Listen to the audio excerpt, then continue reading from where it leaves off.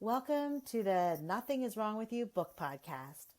I consider myself lucky to have friends who text me book covers and ask, "Have you read this?" Or who text me sections of a book page without any context, just the understanding that I will read it and know why they sent it to me. When I think about sending out book titles or photos of pages I'm reading, two people come to mind, Athena and Colleen. And after many conversations about books, we've decided to join together on this podcast to talk about some of the most acclaimed books that we didn't like or we didn't understand all the hype in the media. Just because a book won an award or is listed as the #1 best book of a century doesn't mean you must like it. So this is a space to let other readers out there know you are not alone.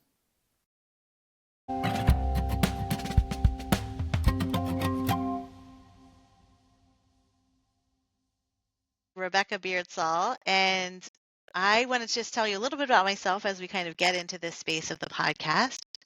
I grew up in Quakertown, Pennsylvania, in a small little town in Pennsylvania, and I currently live in Bellingham, Washington. So I usually tell people that it's north of Seattle and that we're really, really close to Vancouver, BC.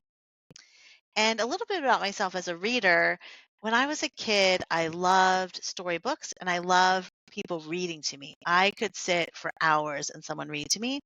And then as I grew up, I'm like, I don't want to read. And I pretty much stopped until I was starting to read in, I think it must have been high school when we first read To Kill a Mockingbird and Brave New World.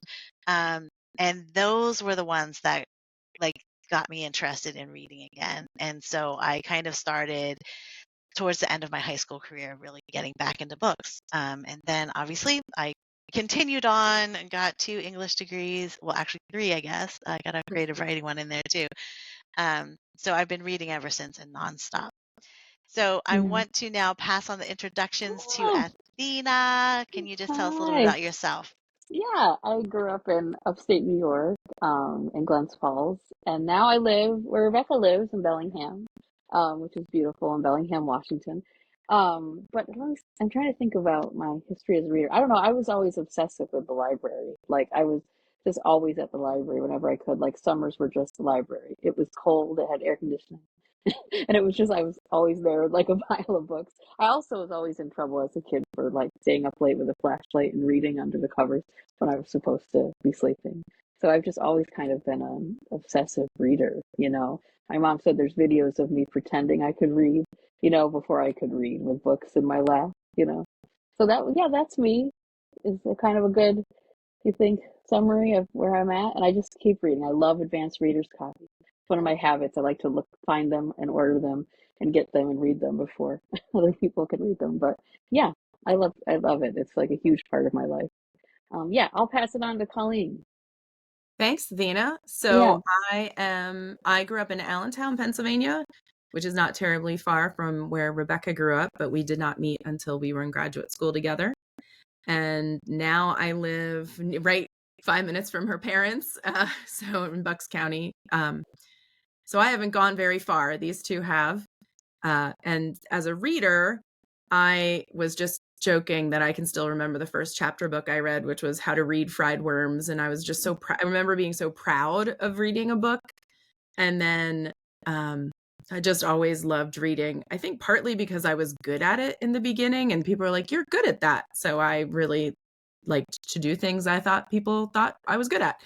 And then in high school read Lord of the Flies and really decided I wanted to be an English teacher, and basically a day doesn't go by where I'm not talking about a book, thinking about a book, writing about a book, reviewing a book.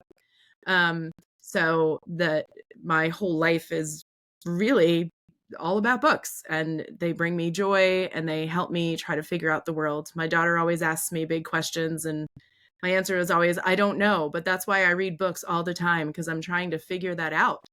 So I love, almost all my friends are readers. I love being around these two readers and sharing things. So I'm excited we're doing this.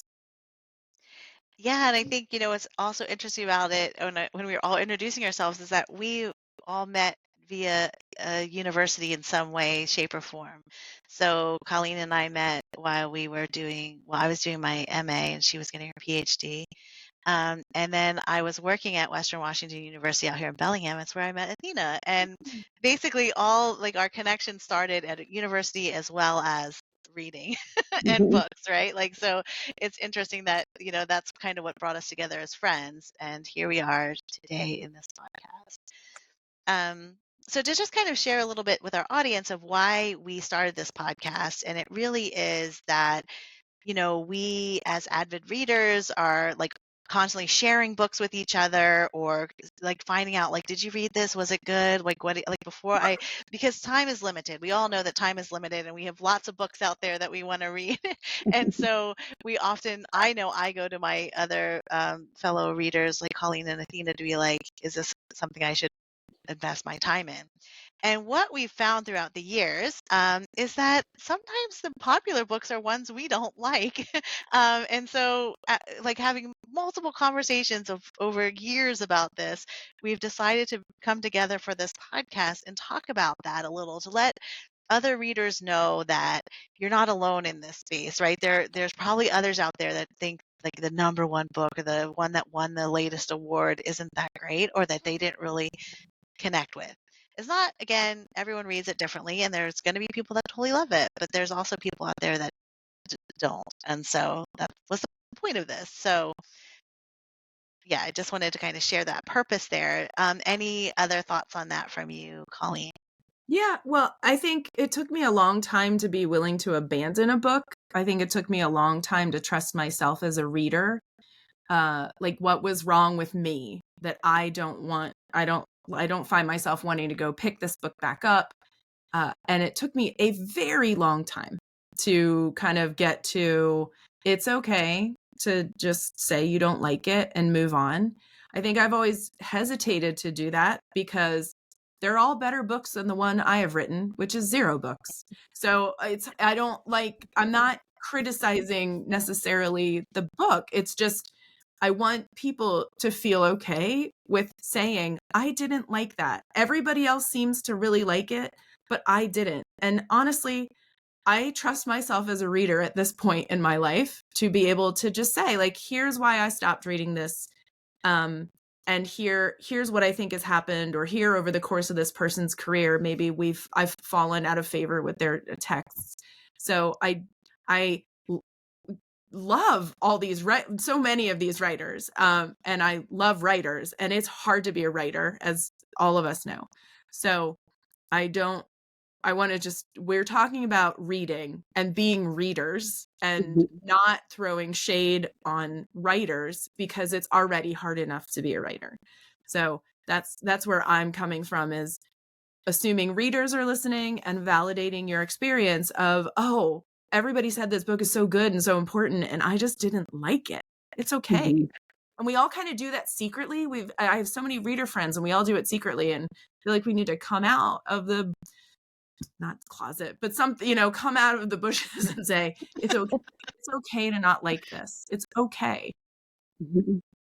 Yeah, I think that's an important distinction. Like, all props to the writers. We know the effort that goes in there, and that I think I even talk about this with my own books, is that it's not for everybody. Like, I fully understand that some people are going to like it and love it, and other people are going to be like, what is this piece of crap?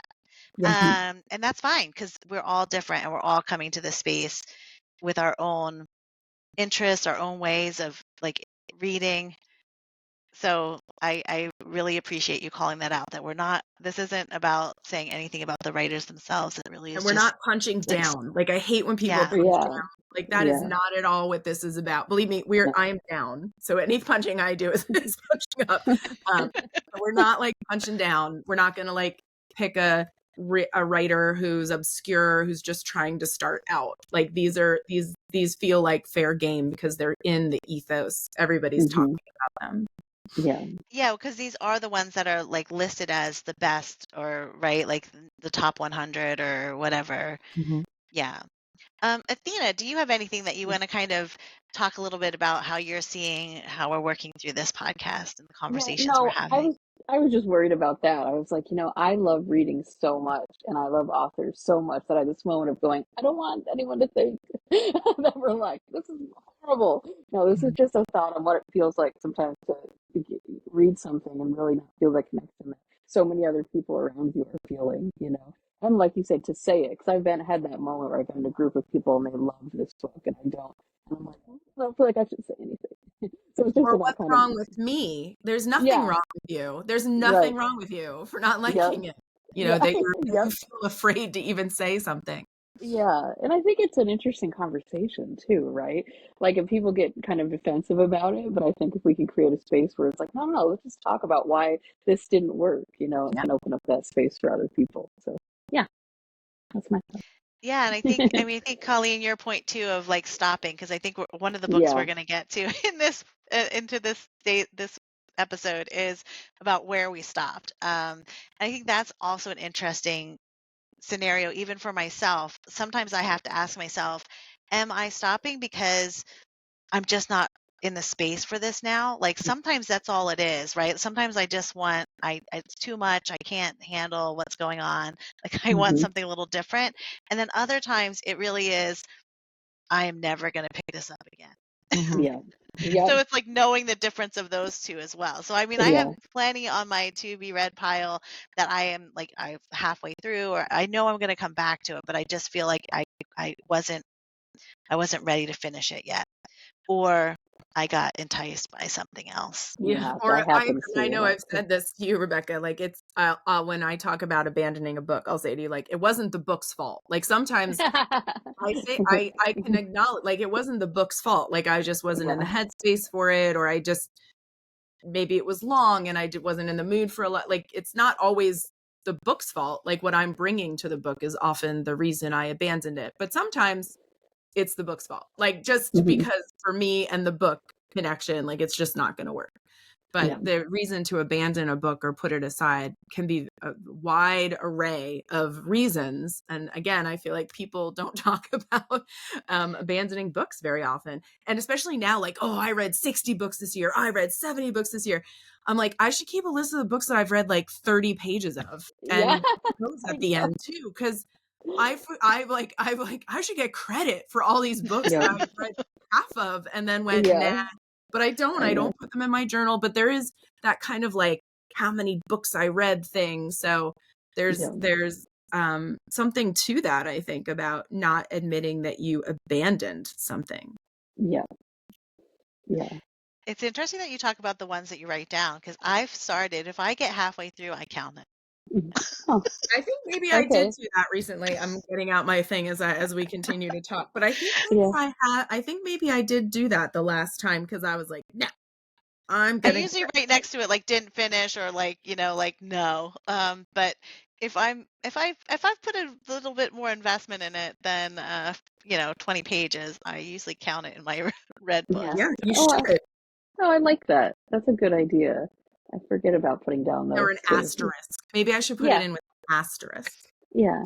Well, because I think it sometimes, because if someone like I use that as a tool, right? If someone recommends a book to me, like it seems familiar, I can go back and be like, oh yeah, no, I didn't like that. Yeah, or I Yeah. Like, read that, or Yep. or well, we won't talk about that book that I was like, oh, I love this, and you had abandoned it, and then you went back to it, and we should talk about that sometime.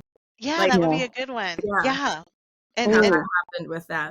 because we won't talk about it, but that was one that Oh, I I want to just read know. a book that was very similar, and it was just like not another one, Yeah. right? And that was the reason not that there was anything wrong with the book. It was just so yes, And we'll talk. We'll add Yeah. that to the list to talk I about next. wrote it down. Yeah, that would be a good one to So talk about. so speaking of that, let's start talking about Okay. books.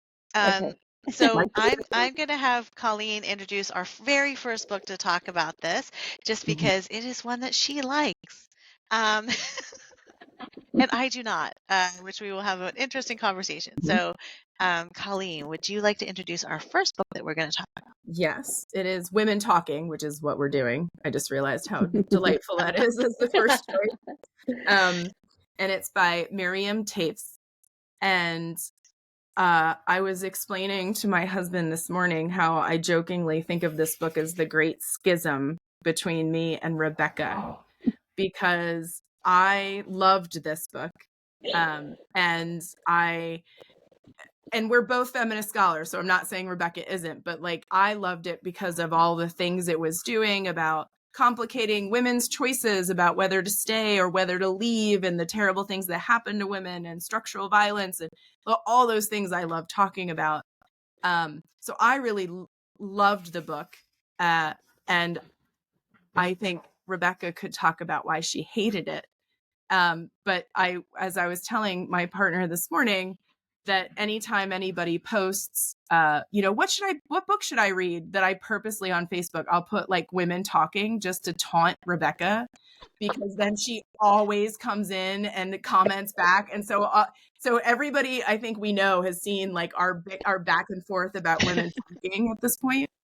So we are women talking about women talking. And I love that book. And then I will say I bought her next book and I was so excited and I abandoned it. The Fight,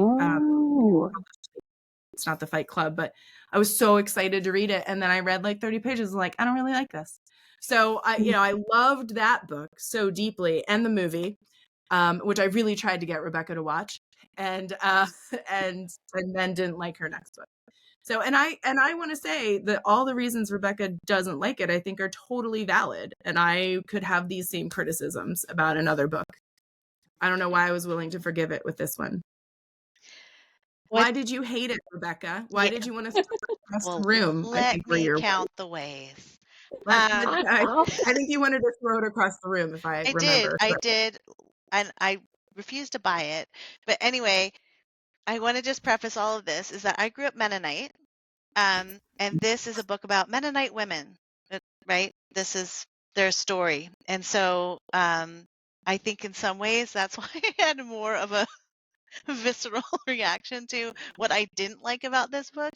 But early on, I think I got 20 some pages in, and I have some copies of pages here that I just wanted to kind of talk about today, that I know exactly when I abandoned this book, which is not something most people remember, but I absolutely knew when I stopped this.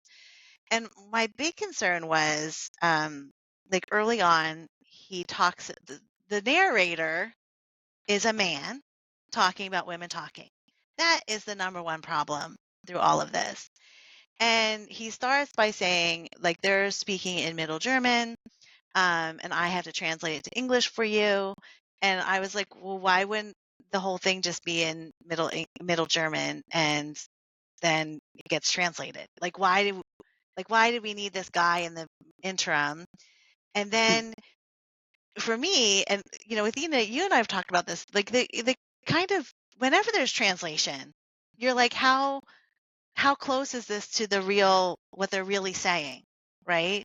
I can't remember what that book was that we talked about recently that was a translation, Athena, but I think that complicates things, right? Like as you're looking at something when you know it's been translated. And then at one point, and I'm going to read a quote. The narrator says, I am not able to hear or keep up with every detail, but I'll attempt here to tell the story in her voice and with as much accuracy as I am able. And again, I understand that the author wanted to kind of have this middle person telling this story, but it's like, if the story is to hear what they're saying, why are we getting somebody who can't keep up with the details, who's trying to interpret what they're saying? Like, we're getting someone else's interpretation. It isn't even their story that we're getting. And I think this is when I was frantically, angrily texting Colleen when I got to this point, because I was like, are you kidding me?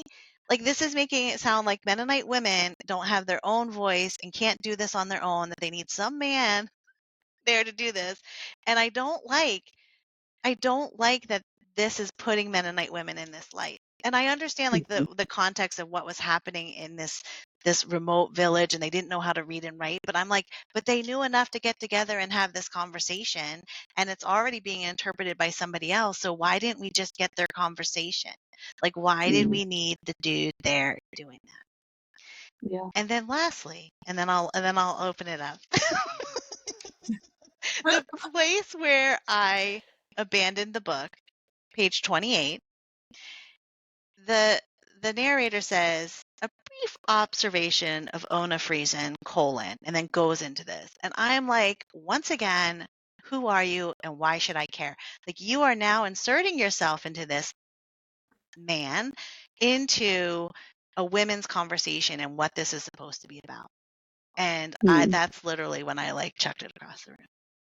So, and these are all fair, right? I think these are all fair criticisms. With a different book, I'd be like, why do I need a man to mediate this for me? I was joking with Rebecca to we should play the game I always play with my students. Like, so what if he wasn't there? How would the book be different?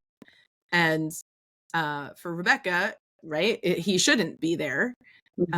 For me, I think it gives an opportunity for all the women to be seen at the same time instead of like one woman. He's supposed to be kind of an impartial person. I think he ends up falling in love with that woman, Ona. She falls in love with him. She falls in love with him. And he understands what it's like to be an outsider. So there's some of that.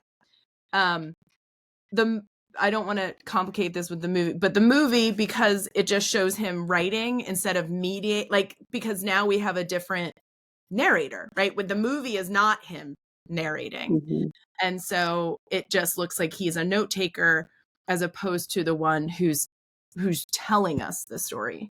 So I'm sure I would have that critique of another book, and probably have, right? Like, why do I need a man to tell me the story?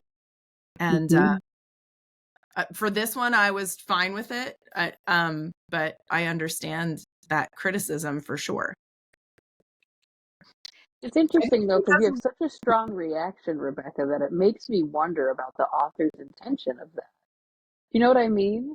Wouldn't you like to hear why? Because maybe there's I don't know. I have no context. I have not read this, just full disclosure. But it did make me wonder when I was hearing you say that. I'm like, I wonder if there was, she put a man in that position to, like, you want to have people to have a reaction to it. I don't know. I'm just thinking. I'll leave it to you both, but it might be. I mean, I think part of it might be because the rest of the book deeply vilifies all of the men in this community. Like, they have done something absolutely reprehensible. And so sometimes I think maybe, like, we need to not have that binary villainy. Like, maybe that's why he's there, because he is a really lovely character if you get past his conversations in his head. But in the end, he is a really lovely, supportive character who wants the best for these women, whereas all the other men have not wanted the best for these women. And what they're trying to do is decide if they're going to stay or if they're going to leave. And to leave is leaving everything. So the whole conversation is them talking it out, hashing it out as women. And so that's what I meant. Like, maybe having one of those women mitigate the conversation or mediate it would also hurt the story. So maybe it's just to have one nice guy in the book. I don't know. Not that we need to have that, but he is the only nice one. But he left, right? He left. So it's really vilifying this community and what has gone wrong in it. Yeah, and I mean, I think it's interesting. I didn't watch the movie, obviously, but I think it's interesting that I really tried. I was like, Rebecca, none of the things you hated about it are in the movie. Watch the movie. It's so good. I mean, and so it's interesting that he wasn't prominent, right? Like, he was there recording it, and I think they could have still had him as a sympathetic, outsider in this space, but not his commentary. Like, I really didn't want his commentary, and I think to your point, Athena, too, I do recognize that I was coming in as a Mennonite, like someone who grew up Mennonite, and so I have a preconceived, like, I have baggage. Like, and I fully understand that. And this is where we're talking about, as a reader coming into a space, we know it's not necessarily the book. Sometimes it's the reader, right? And I know that was my baggage going in there. And I think a lot of it, but I think this is what was a disservice to other Mennonite women in this, is that it's a religion that has the man as the head of the household, that women have to submit, like that whole kind of thing. And the fact that the that this book has a man telling their story just pissed me off, because it's like, let them have let them tell their Mm-hmm. story. They're already in a situation where they can't have a voice, and now you're actually taking it away from them again. And I think Mm-hmm. that, again, my own baggage was what pissed me off about it. And so I think, to your point, Colleen, of saying, like, the other books I might have had these same arguments, I think this is why it was me having that argument, because I no longer personally wanted to be a Mennonite woman that was being, Mm-hmm. put in her place of patriarchy, right? Of, like, I wanted to have my own voice. And so to read a book where women's voices, as well as then discussions about their appearance, what they were doing, all by this man, when I'm like, Mhm. the heart of this is women coming together to make a decision about what they were going to do about the situation they found themselves in. And to Mm-hmm. say that they needed a man in that space. And I know he was just, like, recording their story, but I felt like Yeah. it, it was too close Mhm. for me. And again, all fair, right? And I think if I came into a book, or maybe at a different moment in my life, I'd be like, I don't need a guy to tell me this story. So I don't know why. Perhaps I was more forgiving than I normally am, or the subject matter, I thought I just really wanted to see what happened. But yeah, usually Yeah. my skin crawls when women are just in the male gaze and they're telling women's stories, of course. Uh, and I wonder, Athena, if she has addressed this. Yeah. I'm curious. I might go down a bit of a rabbit hole just to see. I wonder if she does, because then that next book I liked, she really does play with who's narrating. Like, it's Mm-hmm. a 9-year-old girl, and I didn't want to read. Probably I didn't want to read that book because I had a 9-year-old girl at the time, and I was like, I don't need to be in the head of a 9-year-old girl. Like, so Right. there I could have been having the exact same response to her work, for a Yeah. very similar reason. Well, and maybe, like, I don't know, maybe she's did that intentionally to say, like, these women have been through so much, they don't have this voice, and they still don't really. It's coming through him. You know I'm what I trying mean? to Maybe. remember if he's writing Yeah. from the past. Is he writing Oh, from the okay. past, Rebecca? I I Is he like recounting the thing after it had happened? Like, these are his notes I don't from, or I are didn't we in think the middle of it? Okay. I I I just, I thought because it we were could have in the been a middle of woman it. retelling the story. Yeah, I Yeah. thought we were Anyway, in the it doesn't middle really of matter. it. Or at least he's going back and looking at all his notes from that time, maybe. Something like that. Yeah, something like that. I think I'm eager to hear about Athena and Rebecca's their shared experience. So Rebecca and mine is like the schism, Yeah. but I know yours is a shared experience. Yeah, which I think is, and this is why we picked these two books to talk about today, right? Because there's ones where we don't even agree on, right? Like, Mm-hmm. and then there's somewhere that just kind of we truly align on. And so the book we're talking about next is Overstory by Richard Mm-hmm. Powers. And this is Yeah. actually the first book that united me and Athena in our reading world. Um, and I think, I won't go into why I abandoned. I'll let you go first, Athena, on this. But what was so fascinating to both of us is that we stopped this book on the exact same page. That's crazy. That's true. No, you can go first. You go first. No, Really, I've been that's all talking right. about women talking. You share about what your thoughts were on Overstory, because I think, like me, like, you really enjoyed it at first. Yeah, it's both beautiful. I mean, I think, I mean, this is a weird thing to say because you're talking about a book you don't enjoy, but I think he's a beautiful writer. Like, there were so many passages that I thought were just gorgeous, like things to highlight and to save for later. But I just got to a point where I just felt lost in it. I'm trying to think of, like, that's why I was like, you go first, how to articulate how I felt about it. But I didn't understand where it was going. I didn't know, like, who I cared about anymore. You know what I mean?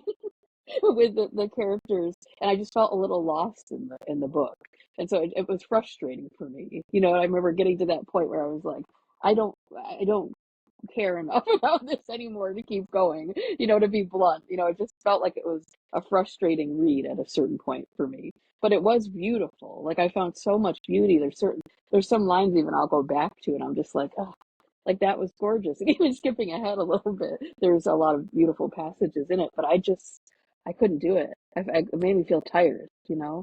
But you go, because you have a better way of explaining this to Well, me. and maybe Mhm. well, once I share mine, I'm sure you're gonna have even more to say there. But I feel like, Yeah, um, for me, I mean, to just note to the audience, we got pretty far in. It was like yeah, 286 or something pages. This wasn't like 50 pages in. Like we were no, no, invested, right? yeah, And I think for me, I thought I was loving it. I was, hmm before, and this is a note that Athena and I now have when we talk about books, is that we clarify that we are not finished with it yeah. I get in because trouble a lot for that. you Yeah, start reading it, you're just like, this is the most beautiful book ever, and then yeah, halfway through you're like, oh no, abort, yeah, abort. no, And so yeah, we make that a very clear when we recommend something. I'm just starting this. It's really good. I'll let you know how it is at yeah, the end. yeah, Because I think for me, that's where Overstory went to. It was beautiful. I would have recommended it to anybody. And then I got to hmm that point and I was like, what you said, Athena, like I just didn't know who to care about anymore. Like it was like I don't care about any of these characters anymore. The other part for me was I felt like I knew where it was going. Like I knew what was yeah, going to happen next, and then this was going to. So for anyone who hasn't read the book, it's like a threaded narrative, so that you have multiple people's perspectives and where they are in their stories, and then they're like kind of woven together. It's beautiful. It's a beautiful technique. yeah, Um, it should have been finished in like 280 some pages. And I feel like this is yes. where like like where was the editor to come in and I be don't like, okay, know. this was great and it was perfect up into here and he just needed to like end it or start it or have a sequel, right? Or something else. Like it Yeah, it needed to end because people just stopped caring. Well, like we did. I'm sure there's others that had that same experience. Um, and I don't like when books get to that point where it's really fascinating and then it turns into the predictable. And yeah, I purposefully even paged through the rest of Overstory to kind of like, okay, is this what happens? Is this what happens? Is this? And it's like, yep, right. yeah, confirmation, confirmation, Yep. confirmation. I didn't read it, Yeah, but I would see like, okay, what was happening with these people. And yeah, I will. There are many books that I've like get really frustrated with that it yeah, seems so predictable. But I think to Colleen's point on uh, women talking is that some books are really predictable, but I keep reading it because I just like it, right? yeah, I think for me it was that I had a whole half a book left to go, and I was yeah. already That's it. bored with the characters. Yes. Yeah. Well, I think that's part of the frustration too sometimes is like we're so busy. There's so much going on in our lives. And when you commit that much and then feel like you have to abandon it, it's frustrating. There's this huge chunk of a novel that you're just like, I can't do it anymore. You know? You remember I've had conversations about books that that have ruined my vacations because I bring them along and then I don't like it. And like the other day I was walking through a bookstore and I saw that author's name. I'm like, you I still remember you ruined that Montana vacation. Like, and I'm like, I hold a grudge because it's like, that's the one book I brought. It was huge and I made myself finish it and it was horrible. So it's just interesting. Like, I associate that now with that author's name. Like, I still have not picked up another book by them because they took a lot of my vacation time. So I think it is a personal time piece to it as well. You know, we did a chunk of time there on that book, you know? Was that a part? I kind of remember did you both abandon it because you realized like it was like part two or something, that something was shifting? I remember you, Rebecca, saying like, oh no. Like you were like, I remember you like turned to the page and you were like, oh no. I don't remember what if it was a break in the book where that you both abandoned it at the exact same place.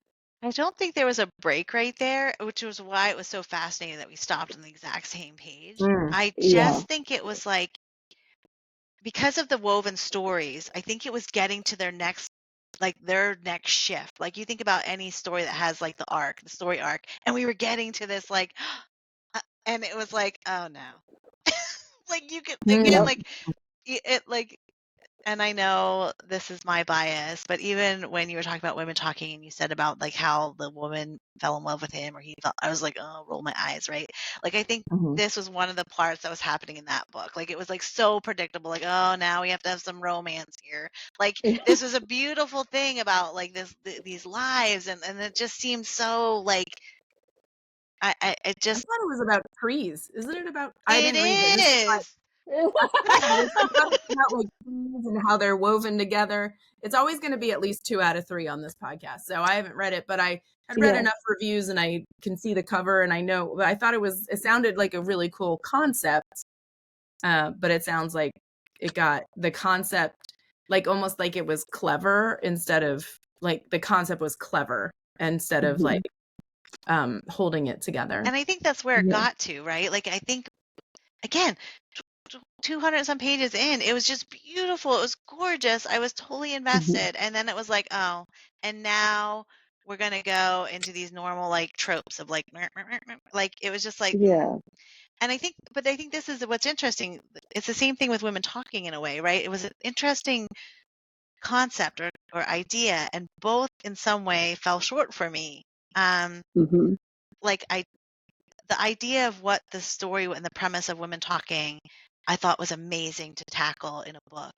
And but who I wanted to hear from was the women, right? Yeah. And I think in Overstory, again, it was this beautiful intertwining of lives with the trees, right? It was just beautiful. And then for me, it shifted, and I don't.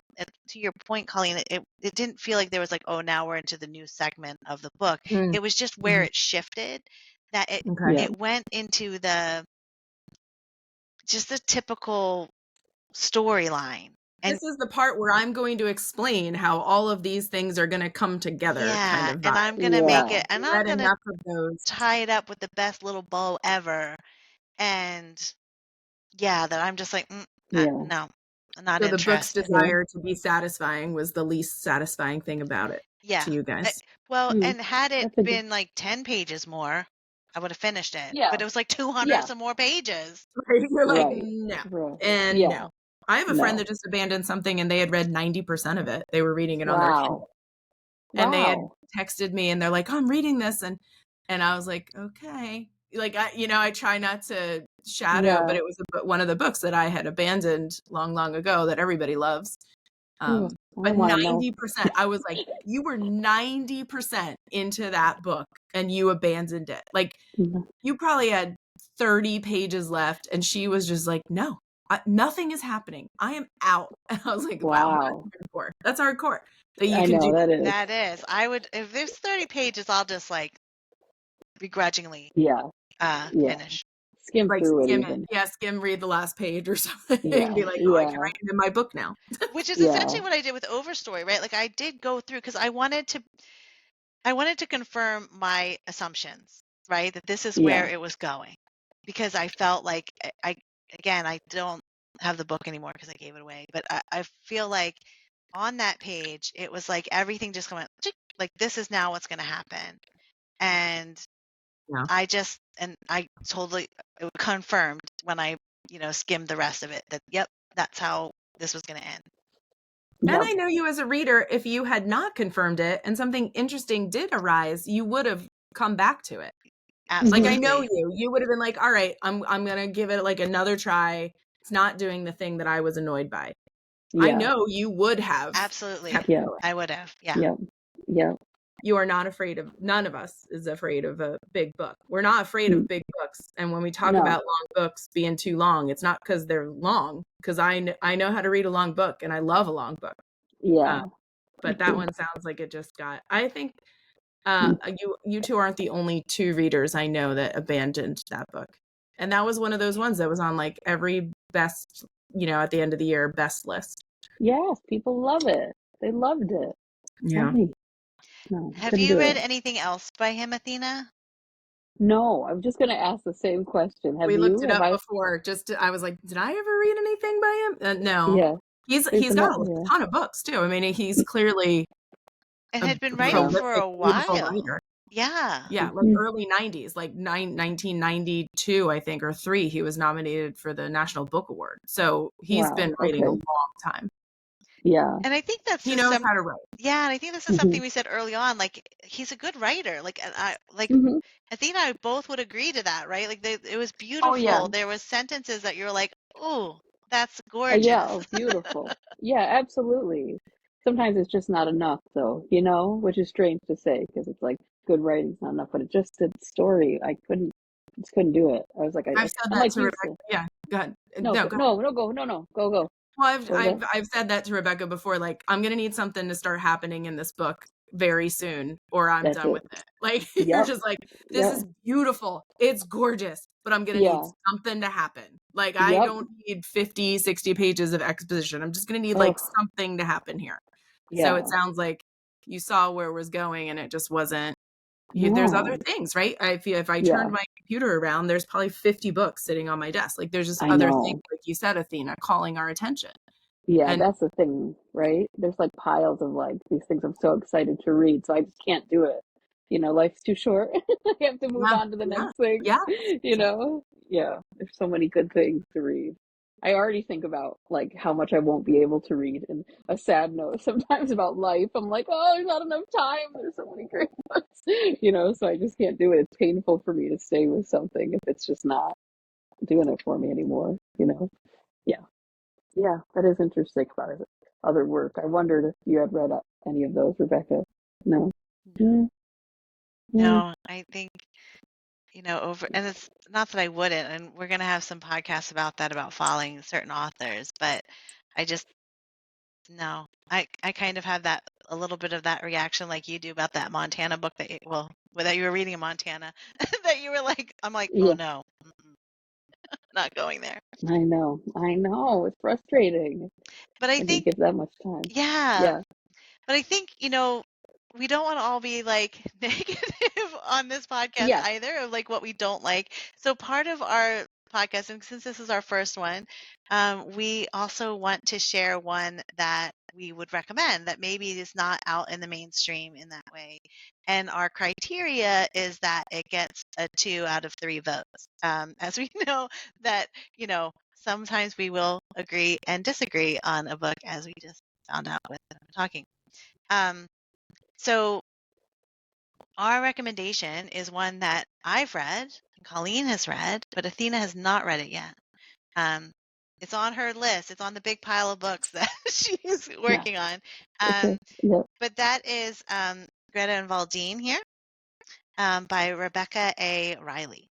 And um, I'm just going to give a little synopsis here, and then I'm going to pass it on to Colleen. So for me, I had been seeing this book since it came out. And so it first came out in 2021 in New Zealand. She's a New Zealand author. And I follow a lot of New Zealand writers. My husband's from New Zealand, Aotearoa, and I love their literature. And I saw this book early on. It was one that I would often put in my cart uh, to buy when I was buying books in New Zealand. And because, I have to be aware of how much I'm spending, I would always that would go out of my cart at some point. I don't know why. It just was always like, I'll get to it. Um, and then it was my birthday of this year, and I had my little coupon to go to my local bookstore. And I walked in, and I didn't know what I was going to get. Normally, I know exactly what book I'm going to buy for my birthday. And I saw this book on the shelf in the front, and I was like, oh my gosh, it's here. And so I'm like, that's my book. That's the book. I'm gonna get it. And I had to double check that I didn't actually end up buying it. So I had to check my, little app to see had I bought it all those times when I had it in my cart. I hadn't. I think for me personally, I loved it because it's based in, like, a lot of it was based in Auckland, which is where I used to live, and like it's the familiar. It's what you know, and I like. Oh, I love that place. Um, but I loved the characters. They were developed so well in this book, and I rarely do this in my life, but I spent a whole day just reading it. Like I didn't even change Mm. on my pajamas. It was one of those like, just keep bringing me more coffee. I'm gonna keep reading this book because it was just so gorgeous. I loved it so much. Um, so that's how I came to this book. So I'm curious what your thoughts are, Colleen. Well, I needed to buy a book at Powell's the last time we were together because the book that I had bought 2 days before I had finished, and I thought it was going to get me through the rest of my trip. And so that was on a front, at an end cap, and you had suggested it to me before, and I was like, all right, I'll buy it. You know, I'm trying not to buy so many books, but I bought it, and because I like to be able to pass it around. And it was my first, it kind of kicked off my, when the semester was over, kind of the summer reading season for me. And oh, I loved it. It was a delight. I when I handed it to another friend who recently read it now and absolutely loved it, I was like, I never wanted to leave this family. That they are just so delightfully human and quirky and common and just awesome. And I'm having a harder and harder time reading narrators who are like in their 20s. I read a lot of books now and I'm like, ugh, that just made me feel old. Mm-hmm. And this one was not like that. I just loved being inside this family's head. Did the opposite. Like I stopped myself from finishing it. Like I knew I was like, oh, I'm about to finish this. I'm like, no, I'm just gonna put it down so that I get one more day with them tomorrow. So I did Oh, the opposite of like crushing it. And I have passed it on and had similar responses. I just think it's a beautiful book about, I love a book about characters. Somebody might say all books are about characters. I'm like, no, they're not. Not all. So I love a book that does that. Like Ordinary People. I still remember reading that book and just how, Mhm. it's such an ordinary story, but the beauty is in the ordinariness of it. And I just loved how flawed and wonderful and delightful that family was and how we learned so much about them. It really is. I can't say enough good things about it. And I hope lots of people start picking it up and talking about it because it was really just a delight to read. I don't know that I've read anything that good since this summer. I haven't. Wow. I can tell you right now. There's no other star next to any other book that I read this summer. That's the only one that got a star in my little journal. Wow, Wow. that's high praise. Mm-hmm. Mm-hmm. I really loved Wow. it. Yeah, I I feel can't wait great to thinking read that I that. got to read it. It's one of Oh, those books. great. This is kind of how I am now. Like if I'm excited to find 20 minutes to, like, oh, I have 20 minutes, like I could sit down and read. Mm-hmm. If I have a few days where that doesn't happen, that's my signal now. Like, okay, maybe I need to have an honest conversation with myself about, do I want to keep reading this? And I Yeah. never had that with that book. Wow. That's really great. Yeah, I went to Elliott Bay Books in Seattle, and they couldn't stop talking about booksellers. They have it on the Good, table displayed. Yeah, isn't that great? good. So that was, I know. So I should have bought it that day, but I didn't. I was with a group of students. It was a wacky day, but that was just on the tables, and I was talking to one of the people there, and they were like, "Oh my gosh, this book is amazing!" It So I really can't is. wait. And I couldn't really tell you right now what it's about. I mean, I can remember some storylines, but really it's just about a family figuring it out. And that's Yeah, one of my favorite kinds of books to read. I can't wait. Absolutely. I was going to say the same thing, Colleen. It's not like you're like, oh, and this was this amazing thing. Like we talked about just even with women talking and like Overstory, like this, the strategy or what they were trying to do in that space, right?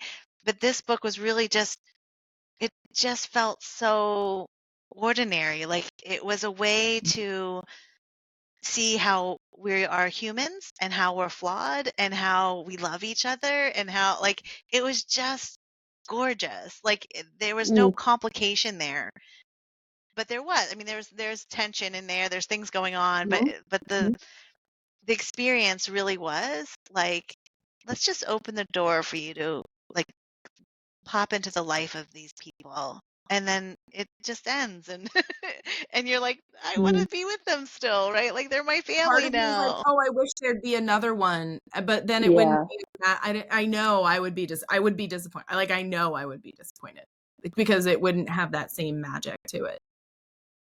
Darn it, y'all! Now I'm gonna go out today and buy. My husband's already like, he's like, I swear you get a book in the mail every day. And I'm like, I do not. It's But if not some of them every are day. advanced reader copies, then that's fine. That's okay, right? Yeah. It's bad, Colleen. We're supporting writers. That's what I tell my husband. Yeah. I mean, I have so many Yeah. library books. I have so many books here. I have books from publishers that I have to review. I'm just like, I'm supporting writers. That's what Yeah, I'm see, trying to tell them. I like that. It is Great. also your birthday month, Athena, so that means you get a gift Yeah, every day. yeah. There we go. And you'll get your birthday coupon. You'll get your coupon, Yeah, as you we can call use it. your Yeah. one from Village Books. Yeah. Oh, okay, Well, that's where's what I'll do with Rebecca's it. book? Where's Rebecca's copy? Yeah, Why aren't you yeah, borrowing Oh that? yeah, you could buy her this. yeah, yeah. Right. I Why are could, you buying it? Buy it. because Borrow it. I like. It's a weirdness, but I love buying them. I love I know. holding them. Oh, it's not awareness. You don't need to Oh my explain it to gosh. me. Well, let me just tell you. We have time for a quick book story? Just Yes. like random story. Okay. Just speaking of Elliott Bay books, I have to tell you this.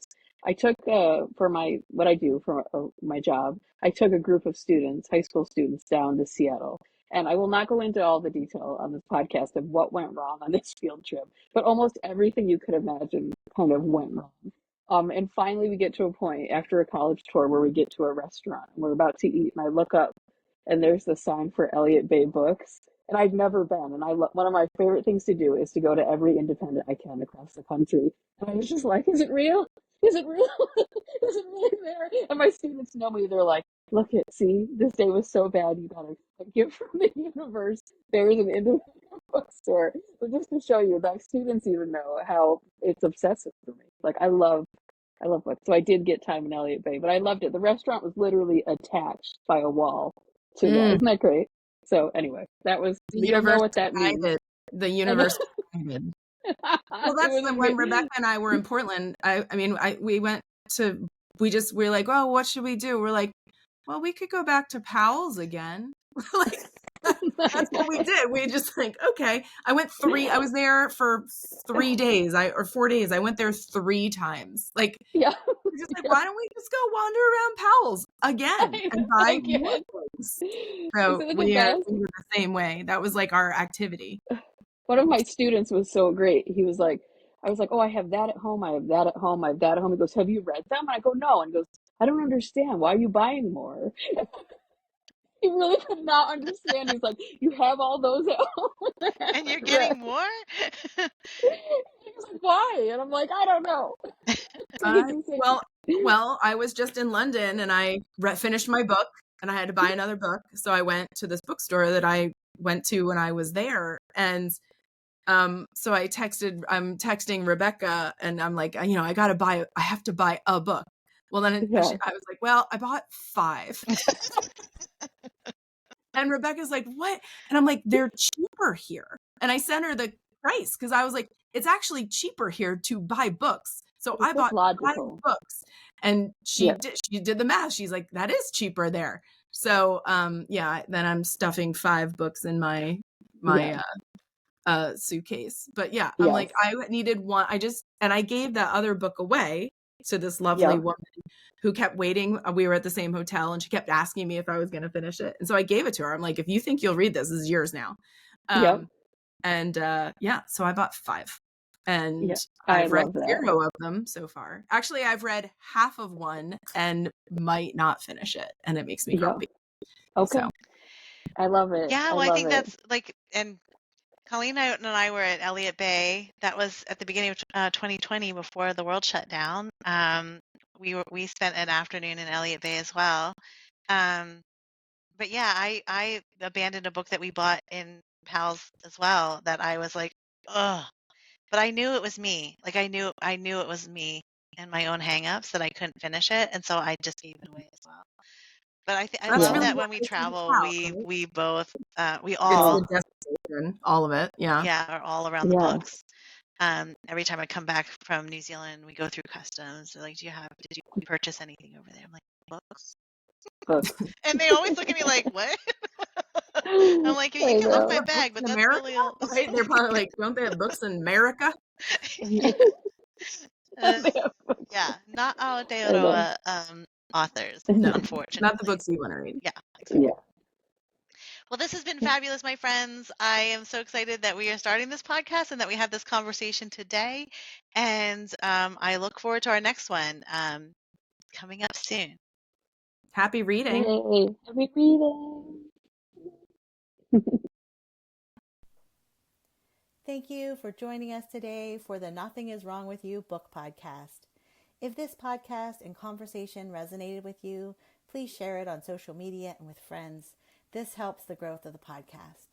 And if you loved the book podcast, we encourage you to write a review or give the show 5 stars. And make sure you hit that subscribe button wherever you listen to podcasts, because it makes a world of difference for podcasts like this one.